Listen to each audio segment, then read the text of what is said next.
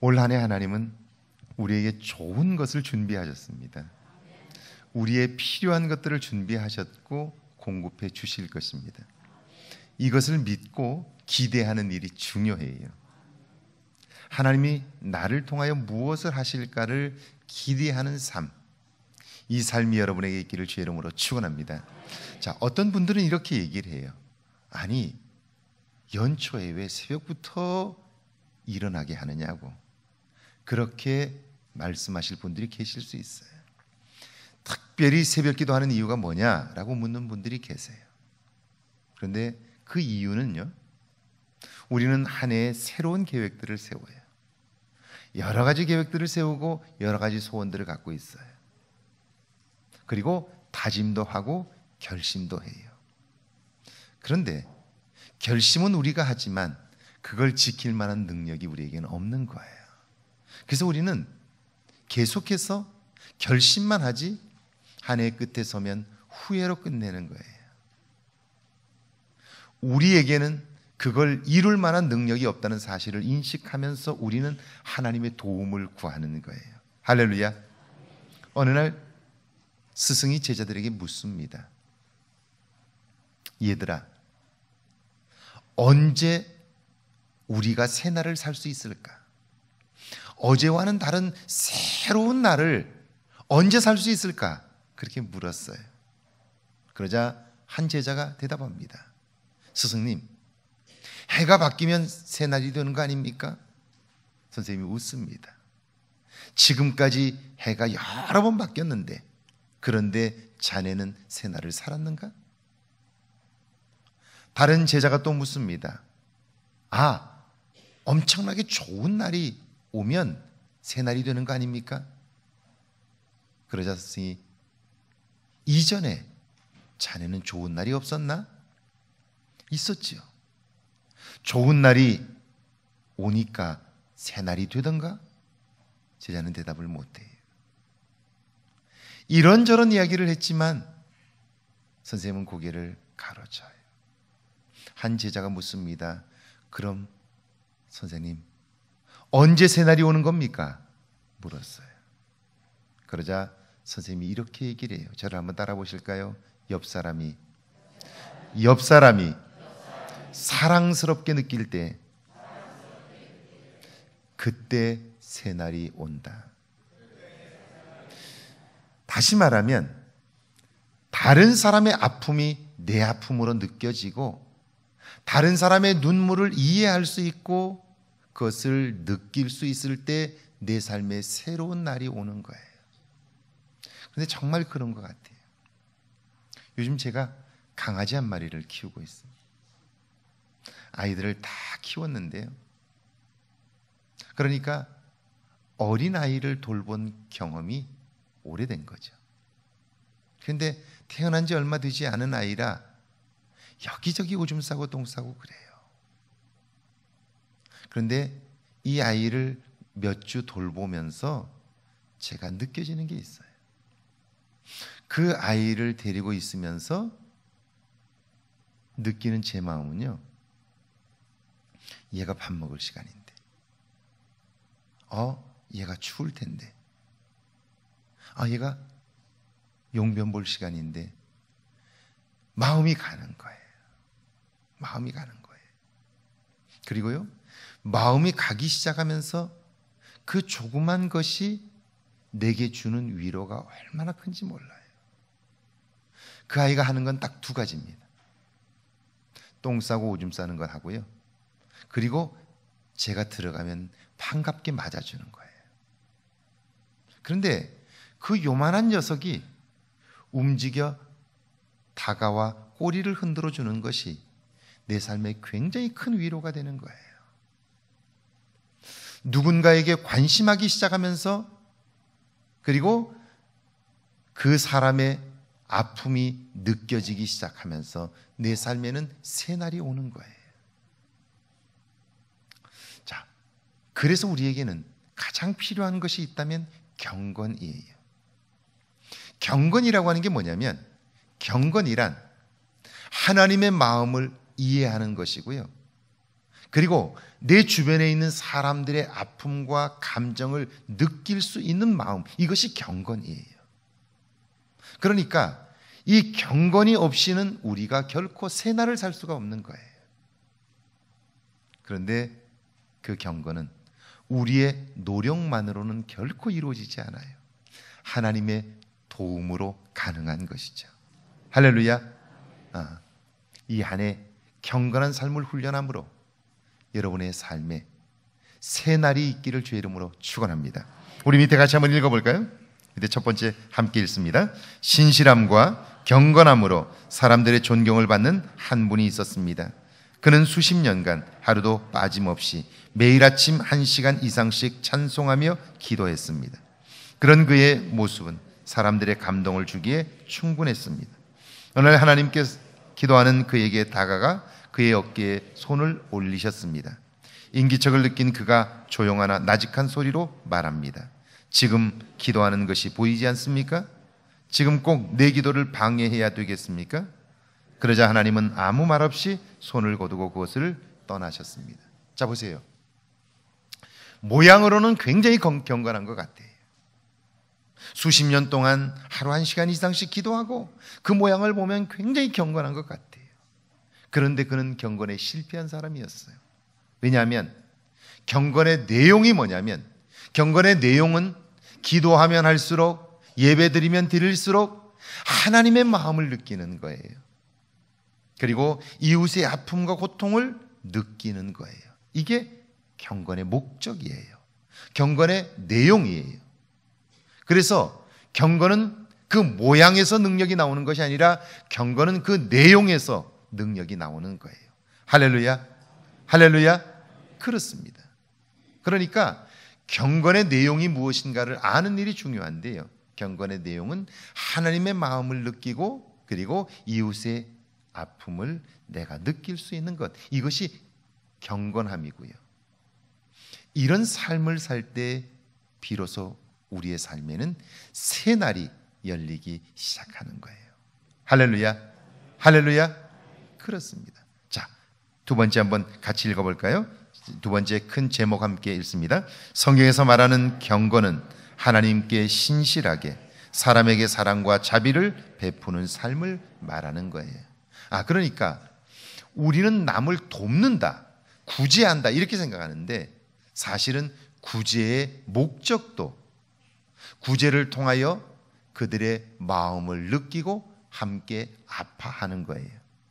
그리고 그걸 느끼는 만큼 내 내면의 그릇의 크기가 커지는 거예요. 아무리 많은 것을 가지고 아무리 높은 자리에 있다 할지라도 그 마음의 그릇이 작으면 그가 사는 세계는 좁을 수밖에 없어요. 그러나 가진 것이 없어도 그 마음의 그릇이 큰 사람이 결국 그 삶의 영향력으로 세상을 움직이는 거예요. 여러분, 마더 테레사가 무슨 직책이 있었나요? 무슨 명예가 있었나요? 그는 단지 저 인도의 가장 가난한 동네 갤거타라고 하는 곳에서 가장 바닥에 있는 사람들을 병들고 그리고 자기 몸 하나 간수할 수 없는 사람들을 그저 돌본 것뿐이에요. 어느 날 그에게 기자가 찾아가 묻습니다. 지금 죽어가는 저 사람에게 가장 필요한 것이 무엇입니까? 여러분, 굶주려 병들고 그렇게 죽어가는 사람이에요. 그 사람에게 가장 필요한 게 뭘까요? 우리는 먹을 거라고 생각해요. 우리는 치료하는 거라고 생각해요. 그런데 그거보다 더 중요한 게 있어요. 기자가 그걸 물은 거예요. 지금 저 사람에게 가장 필요한 것이 무엇입니까? 마더 테레사는 이렇게 말합니다. 그에게 필요한 것은 사랑입니다. 내가 지금 사랑받고 있다는 사실을 알려주는 것, 이것이 그에게 지금 가장 필요한 것입니다. 여러분, 지금 살아가면서 여러분에게 가장 필요한 것이 무엇입니까? 돈입니까? 또 무엇입니까? 여러분이 만약 누군가로부터 사랑받고 있다는 사실을 발견하기 시작하면요, 그 사랑은 마치 나무에 주는 물과 같아서 물을 먹으면 나무는 생기가 있어요. 여기 꽃을 꽂아놨는데요, 이 꽃이 이렇게 오랫동안 아름다움을 유지할 수 있는 이유는 그 나무, 이 꽃이 꽂힌 그 밑에 오아시스가 있기 때문이에요. 오아시스 위에 이 꽃을 꽂아놓기 때문이에요. 물이 공급되기 때문에 이 꽃이 이렇게 여전히 살아있는 것처럼 피어있는 거예요. 물을 먹은 나무는 생생해요. 그리고 자라는 거예요. 사람도 마찬가지예요. 내가 사랑받고 있다는 사실을 발견한 사람, 그 사람의 얼굴은 달라요. 사는 재미가 있고요, 얼굴에 윤기가 있어요. 주름이 깊이 패여도 그 주름이 사람들에게 주는 평안이 있어요. 마더 테레사가 화장을 잘해서 사람들에게 감동을 주는 게 아니죠. 얼굴은 깊이 주름이 패였어요. 그런데 그의 얼굴을 보는 사람들마다 평안과 위로를 얻어요. 그는 작은 곳에 그저 이름 없는 사람들을 섬겼지만 그의 영향력은 전 세계에 미쳤고요, 그를 모르는 사람들이 없어요. 왜 그럴까요? 이유는 그는 경건한 사람이기 때문이에요. 하나님의 마음을 알고요, 이웃의 아픔을 알기 때문이에요. 그는 비록 인도의 작은 가난한 동네에서 죽어가는 사람들을 섬기고 있지만 그의 마음은 세계를 향하여 열려 있고요, 세계의 가난한 사람들을 마음에 담고 있기 때문이에요. 그들의 아픔을 느끼고 있기 때문이에요. 그 마음의 그릇의 크기가 그의 영향력의 크기를 결정하고요, 그가 사는 세계를 결정하는 거죠. 자, 첫 번째입니다. 경건한 삶은 하나님 앞에 자신을 세우는 삶입니다. 같이 한번 읽어볼까요? 함께 읽습니다. 에덴 동산에서 아담과 하와를 무너뜨린 뱀의 유혹은 욕심과 교만이었습니다. 오늘도 인간 삶을 파괴하는 근본적인 충동은 동일합니다. 그러므로 매일 나 자신을 하나님 앞에 세우는 일이 중요합니다. 자, 경건이란 하나님께 신실한 것이고 하나님을 아는 건데요, 그러려면 매일매일 나 자신을 하나님 앞에 세워가는 일이 중요해요. 하나님은 마치 거울과 같아서 우리가 하나님 앞에 설 때에만 우리는 나 자신을 볼 수 있게 되는 거예요. 우리는 스스로 결코 볼 수 없어요. 거울 없이는 나 자신을 볼 수 없는 거예요. 그런데 보세요. 두 사람이 굴뚝에 들어가 청소를 했어요. 굴뚝 청소를 하는 이유는 딱 하나예요. 오랫동안 불을 뗐기 때문에 거기에 검정이, 그름이 가득 차 있어서 그 그름이 굴뚝을 막아서 공기가 통하지 않아서 그 그름을 제거해 주는 거예요. 두 사람이 굴뚝 청소를 열심히 했어요. 그리고 나왔어요. 한 사람은 열심히 했지만 자기 얼굴에 그름을 묻히지 않았어요. 그런데 한 사람은 얼굴에 그름이 묻었어요. 두 사람이 일을 했고 한 사람은 얼굴에 그름이 묻었고 한 사람은 안 묻었어요. 누가 얼굴을 씻으러 갔을까요? 얼굴을 씻으러 간 사람이 누구일까요? 그름이 묻은 사람, 안 묻은 사람? 묻은 사람, 안 묻은 사람 절반이네요. 그러나 세수를 하러 간 사람은 안 묻은 사람이었어요. 왜요? 안 묻은 사람은 묻은 사람의 얼굴을 보니까 내 얼굴에도 묻었겠지 해서 갔고요. 묻은 사람은 상대편 사람을 보니까 안 묻었어요. 그러니까 안 가는 거예요. 나도 안 묻었겠지 하고요. 반대인 거예요. 자, 나는 나를 잘하는 것처럼 생각하지만 사실은 나는 나를 모르는 거예요. 수없이 반복하며 실수를 하지만 우리는 그 실수를 또 반복해요. 왜요? 나를 보지 못하기 때문에 그래요. 그래서 우리에게는 거울이 필요해요. 하나님은 마치 거울과 같은 분이에요. 나 자신을 그분 앞에 세우면 나의 모습이 드러나요. 나의 죄악도 드러나고요, 나의 결점도 드러나고요, 나의 부족함도 드러나요. 그런데 그것만 드러나는 게 아니에요. 거울을 통해서 우리가 발견하는 것은요, 내가 부족하지만, 내가 연약하지만, 여전히 죄 가운데 있지만, 실수가 많지만, 그럼에도 불구하고 나를 지키시는 하나님, 나를 도우시는 하나님, 마지막까지 나와 함께 하시는 하나님을 발견하는 거예요. 할렐루야. 그래서 거울 앞에 자신을 세워 그 하나님을 발견한 사람들은 이렇게 말하는 거예요. 고난이 내게 유익이라. 나는 나의 부족함을 자랑하노라. 할렐루야. 할렐루야. 여러분, 부족함이 무슨 자랑할 거리예요? 여러분, 내가 실수한 모습이 무슨 그렇게 자랑거리예요? 그런데요, 거울 앞에 서서 발가벗겨진 것처럼 드러난 나의 모습, 부족하고 허물 많고 그리고 잘하는 것이 없지만 그럼에도 불구하고 그것 때문에 하나님을 더 의지하게 됨으로써 고난도 내게 유익이고요, 그리고 나의 부족함을 하나님 앞에서 자랑할 수 있게 되는 거예요. 할렐루야. 하나님 앞에서 나의 부족함을 발견하지 못하면 자기 자신의 부족함을 비난하느라 우리는 힘을 잃어버리고 말아요. 주저앉고 말아요. 그러나 하나님 앞에서 나의 부족함을 발견하면요, 나는 부족하지만 그 부족함을 채워주시는 하나님 때문에 나는 기뻐할 수 있는 거예요. 할렐루야. 할렐루야. 그래요. 그래서 사도 바울은 나는 나의 약한 것을 자랑하노라. 그리고요, 내게 능력 주시는 자 안에서 내가 모든 것을 할 수 있느니라. 할렐루야. 이게 경건함의 능력인 거예요. 이 경건함의 능력인 거예요.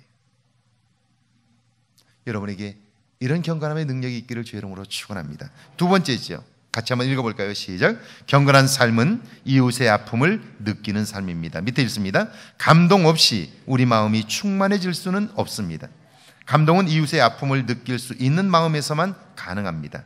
그러므로 경건한 삶은 이웃의 아픔이 내 아픔으로 느낄 수 있도록 훈련하는 삶입니다. 그러므로 경건한 삶이란 말이나 행동이 아니라 삶입니다. 구체적으로 실천하는 것입니다. 이게 왜 중요할까요? 경건한 삶이 아니고 우리가 욕심에서 벗어날 수 있는 방법은 없어요. 이기적인 존재에서 벗어날 수 있는 방법은 없어요. 그래서 우리에게는 경건한 삶이 필요한데요, 경건한 삶의 두 번째 목적은 뭐냐면, 내용은 뭐냐면 이웃의 아픔을 느끼는 거예요. 이웃의 아픔을 느낄 때 내 삶의 변화가 일어나는 거예요. 이런 겁니다. 제가 능곡에 있을 때, 능곡교회에 있을 때, 능곡에서 조금만 가면 일산이라고 하는 곳이 있는데요, 일산에 가면 홀트 아동복지회라고, 홀트 아동복지회 본부가 거기에 있어요. 홀트 아동복지회 본부에 가면 중증 장애인들, 버려진 사람들, 더 이상 돌보지 못하는 사람들, 그 사람들이 거기서 보호받고 있어요. 살지 못할 분들이 불치병으로 그렇게 지내다가 돌아가실 분들인데요, 몸을 움직이지 못해요. 그러니까 그분들을 돌보기 위해서 직원들도 있지만 자원봉사자들이 많이 필요해요. 제가 우리 능곡 교회 안에 있는 젊은 집사님들을 향해서 설교를 하다가, 여러분, 자녀를 정말 사랑하길 원하면 봉사하십시오, 그렇게 이야기를 했어요.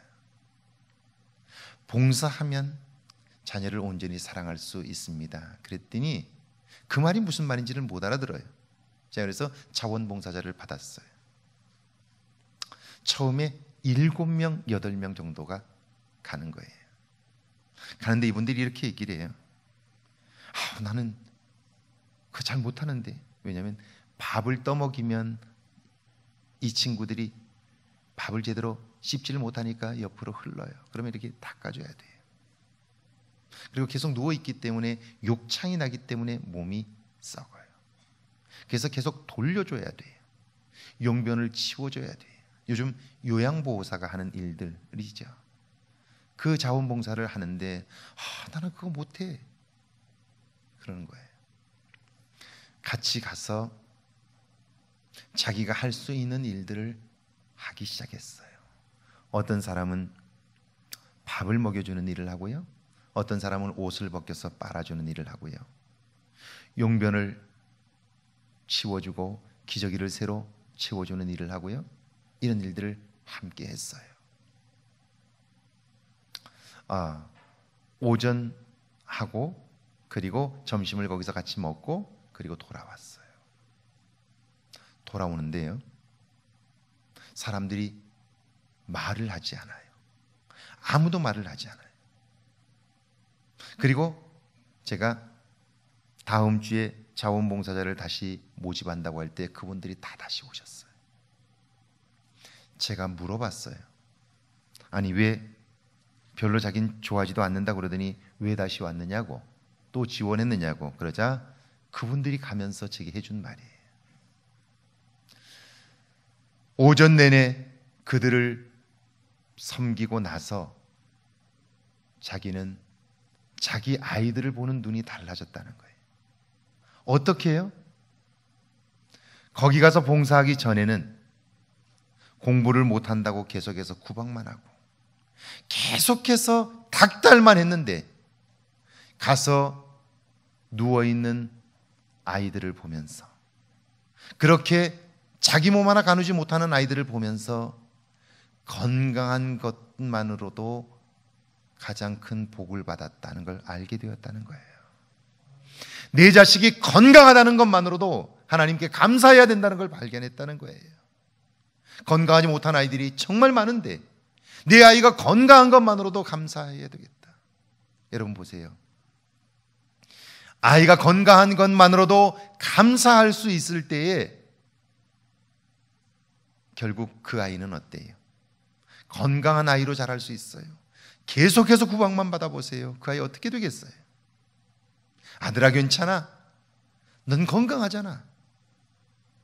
공부하고 싶으면 하나님께 기도해봐. 하나님이 도와주실 거야. 이렇게 얘기해 줄 수 있는 것 어떻게 가능해? 다른 사람의 아픔을 느끼기 시작하면서 그 삶의 변화가 일어나는 거죠. 할렐루야, 할렐루야. 경건이 아니고 내 삶의 새로운 변화는 불가능하다 하는 거예요. 자, 그렇다면 경건의 삶은요, 훈련이 필요해요. 그냥 되지 않아요. 첫 번째 같이 한번 읽어볼까요? 시작. 입술을 제어하는 훈련이 필요합니다. 26절입니다. 같이 한번 읽어볼까요? 시작. 누구든지 스스로 경건하다 생각하며 자기 혀를 재갈 물리지 아니하고 자기 마음을 속이면 이 사람의 경건은 헛것이라.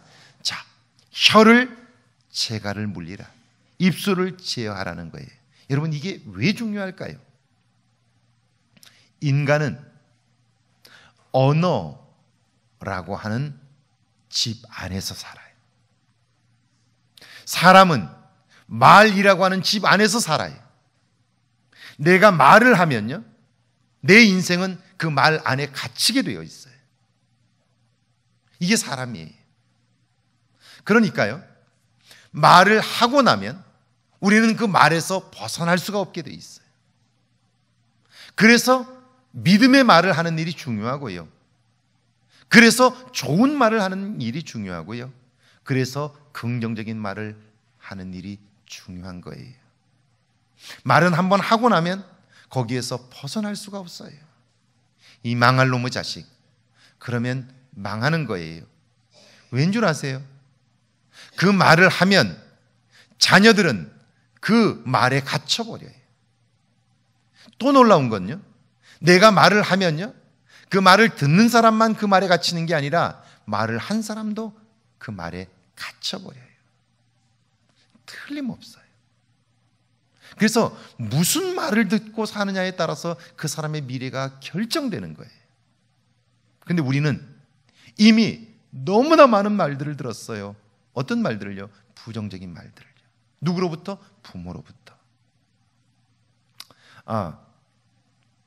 심리학자들은 이렇게 말합니다. 이렇게 말해요. 자, 언제 마음이 제로, 이제 보세요.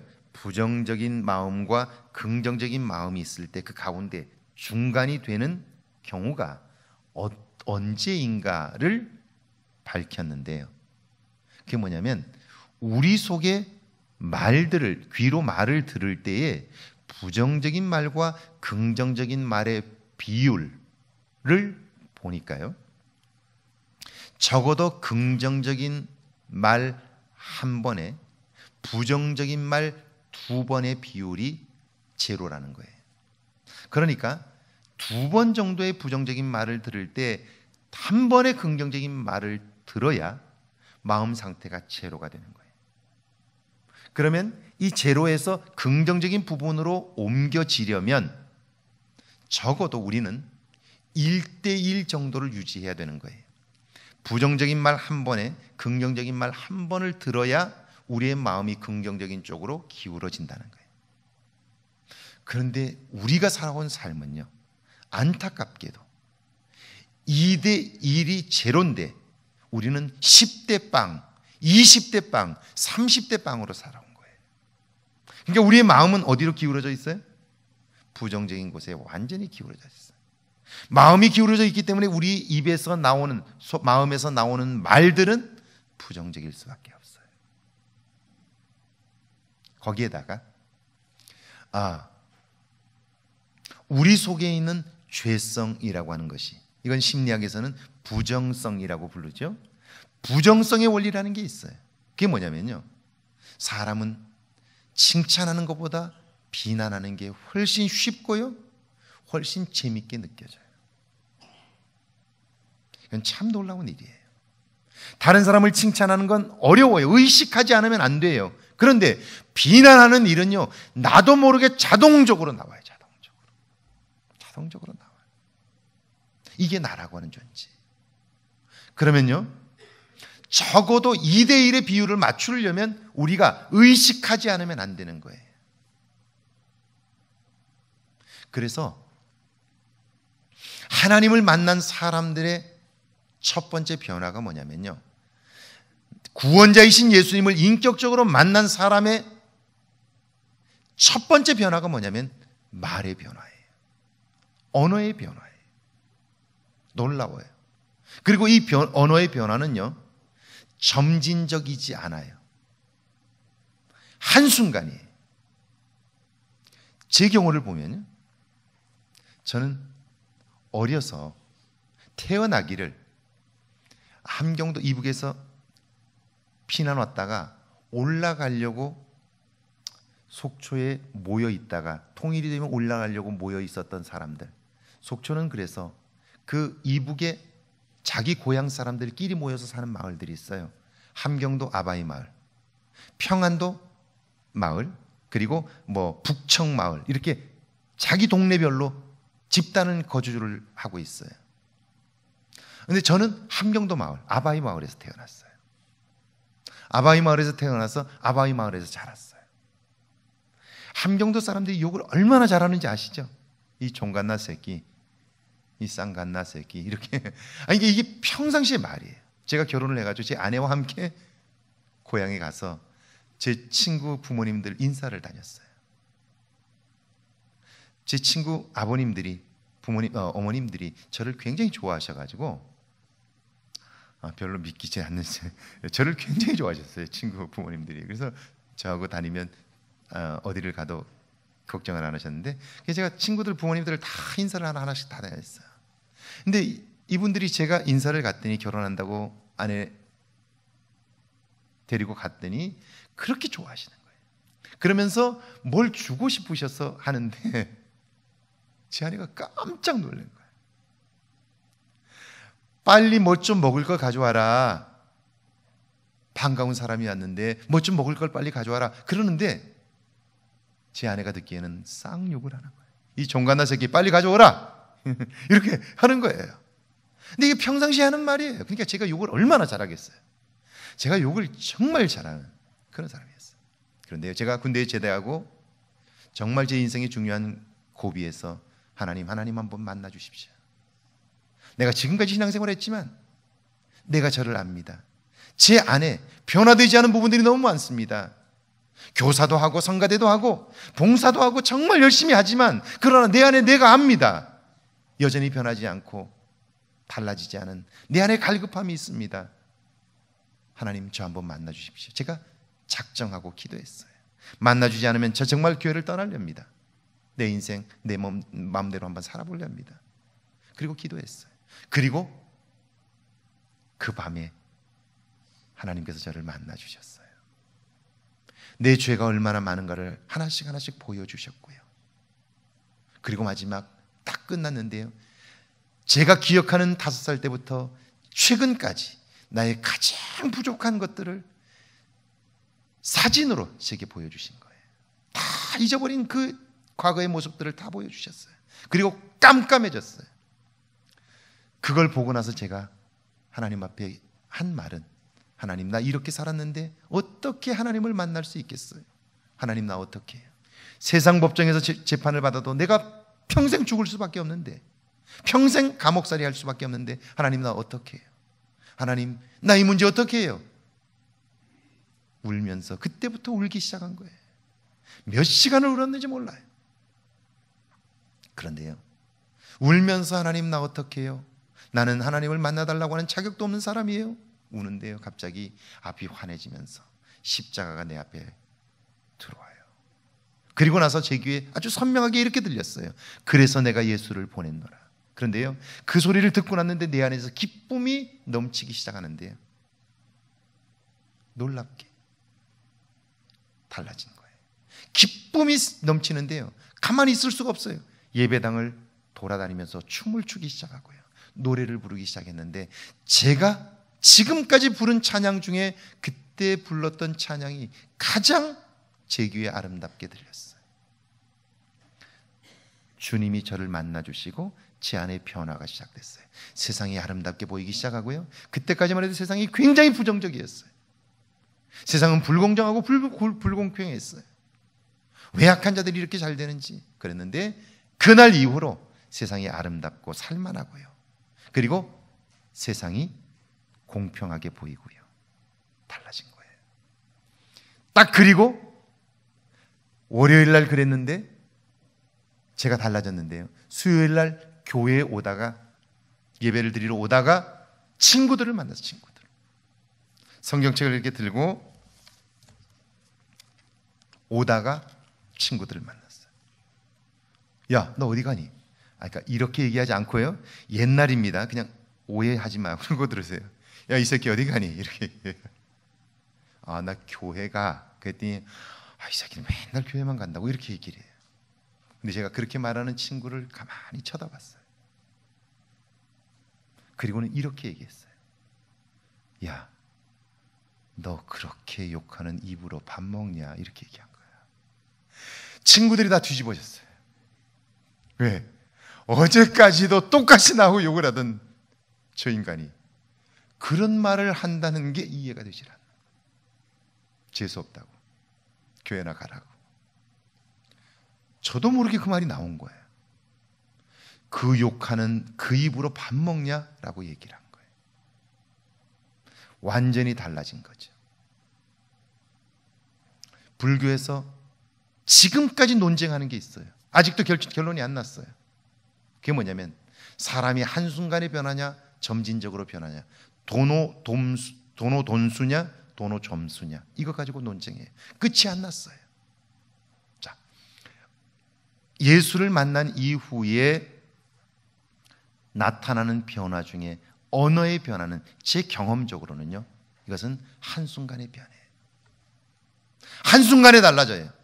여러분이 만약 언어가 달라지지 않았다면 여러분은 다시 여러분의 신앙을 점검해 봐야 돼. 믿음을 점검해 봐야 돼. 언어가 달라져요. 그래서요, 성경을 보면 믿음의 사람들은, 경건한 사람들은, 하나님을 만난 사람들은요, 그 언어가 믿음의 말들을 하는 거예요. 믿음의 말들을 하는 거예요.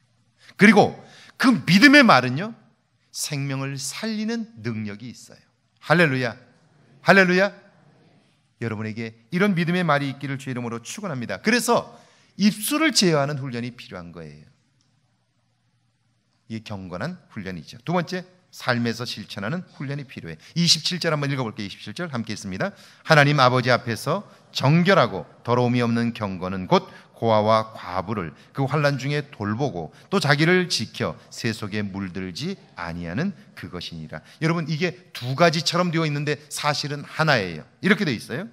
하나님 아버지 앞에서 정결하고 더러움이 없는 경건은 곧 고아와 과부를 그 환난 중에 돌보고, 그리고 그러면 자기를 새 속에서 지켜 물들지 않게 된다는 거예요. 여러분 보세요. 다른 사람의 아픔을 내 아픔으로 느끼는 사람이 다른 사람에게 사기칠 수 있겠어요? 다른 사람의 아픔을 내 아픔으로 느끼는 사람이 거짓말할 수 있겠어요? 자기를 지킬 수 있는 거예요. 자기를 지킬 수 있는 거예요. 그러니까 다른 사람의 아픔을 느낄 수 있는 사람만이 온전한 삶을 이룰 수 있게 되는 거예요. 더불어 살게 되면서요, 사는 즐거움들을 느끼게 되는 거예요. 자, 아마 이런 걸 거예요. 저희 강원도는 일찍 추위가 옵니다. 벌써 11월이 되면 추위가 오기 시작해요. 그래서 11월 초에는 아무리 늦어도 김장이 다 끝납니다. 11월 초에는요, 김장이 다 끝나요. 그런데 우리는 그 동네에서 김장을 같은 날 해요. 같은 날. 같은 날이에요. 왜냐하면 동네에서 김장할 사람들이 다 자기들 숫자만큼, 나는 100포기, 나는 200포기, 나는 300포기 다 하면 차로 한꺼번에 삽니다. 사가지고 그날은 전부 일을 안 해요. 그날은 김장만 해요. 온 동네가 다 김장만 합니다. 왜냐하면 차로 사서 온 동네 사람들이 한꺼번에 바닷가에다가 바다를 이렇게 막고 그 바닷속에다 잘라가지고 바다에다 다 던져놔요.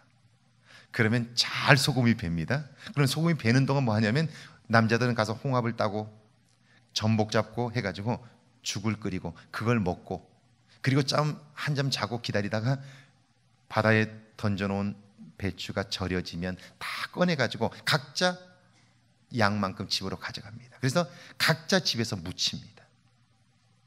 근데 그 동네가 다 가난한 동네니까 양념을 하는 게 거기서 거기입니다. 이 집이나 저 집이 다 비슷해요. 그런데요, 꼭 김장이 끝나고 나면 저희 어머니가, 그때 춥거든요. 바람이 막 불어요. 손이 시려요. 그런데 다 끝나고는 해가 뉘어질 때 김장이 끝나는데, 그때가 되면 꼭 저희 어머니는 양푼에다가 김장을 한 포기 내지 두 포기씩을 담아가지고 동네에 다 돌리는 거예요. 이렇게 다 돌려요. 다 돌려요. 손실인데 그거 들고 다니면 정말 별로 안 좋아요. 그래서 손실하고 호하면서 집집마다 20집 이렇게 다 돌려요. 근데 제가 어이없는 게 20집을 다 돌리고 집에 돌아오 보면 마루에 다른 집에서 보낸 20그릇이 또 와 있어요. 제가 손도 시리고 속이 상하고, 엄마, 아니 이게 뭐 하는 짓이냐고. 20그릇을 돌렸더니 집에 20그릇이 와 있지 않냐고. 그러니까 각자 자기 거 자기가 먹으면 되지 뭐하러 이거 이 짓을 하냐고. 제 말이 맞아요, 틀렸어요? 맞아요, 틀렸어요? 맞긴 뭐가 맞아, 권사님. 우리 어머니가 제게 해준 말이에요. 제가 평생 이걸 잊을 수가 없어요. 제 말이 맞아요. 근데 저희 어머니가 이렇게 말씀하셨어요. 남는 것은 없어도, 보세요, 20그릇을 갖다 주고 20그릇을 받았으니까 남는 게 없어요.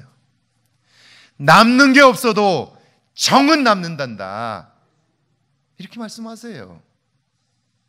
살수록 이 말이 정말 진리예요. 남는 건 없어도 정은 남는단다. 이게 뭐죠? 주고 받는 걸 통해서 상대방을 이해하고 배려하고 상대방의 마음을 느끼는 거예요. 여기에서 행복감이 오는 거예요. 여기에서 기쁨이 오는 거예요. 여기에서 감사가 오는 거예요. 그런데 언제부터인가 각자 자기 건 자기가 알아서 먹기 시작했어요. 그러면서 어떻게 되었어요? 삶이 폭폭해졌어요. 마음에 감동이 없어졌어요. 여러분, 우리가 전에 살 때 학교 다니는 아이들에게 국군 장병 아저씨께 편지 썼어요. 요즘 안 써요. 소중한 사람들에게 편지 써서 마음을 표현했어요. 이젠 안 써요. 그러면서 우리는 소중한 마음의 감동을 잃어버렸지 않았나 하는 거예요. 자, 그러니까 고아와 과부를 돌보고 하는 일들은요, 그 사람을 위한 구제가 아니라 나를 위한 거예요. 내 영혼을 위한 것이고 내 마음을 위한 거예요. 자, 첫 번째 한번 같이 읽어볼까요? 시작. 고아와 과부에게 관심하는 삶을 훈련하는 거예요. 두 번째입니다. 유혹을 이기고 세상 풍조에 물들지 않는 훈련이에요. 그렇습니다. 그래야 우리가 이 마음을 지켜갈 수 있고요, 그리고 행복감을 느낄 수 있게 되는 거예요. 사랑하는 여러분, 이 한 해 어떻게 새날을 살 수 있습니까? 경건한 삶을 통해서, 경건한 훈련을 통해서 우리는 새날을 살 수 있어요. 여러분에게 이런 은혜가 있기를 주의 이름으로 축원합니다.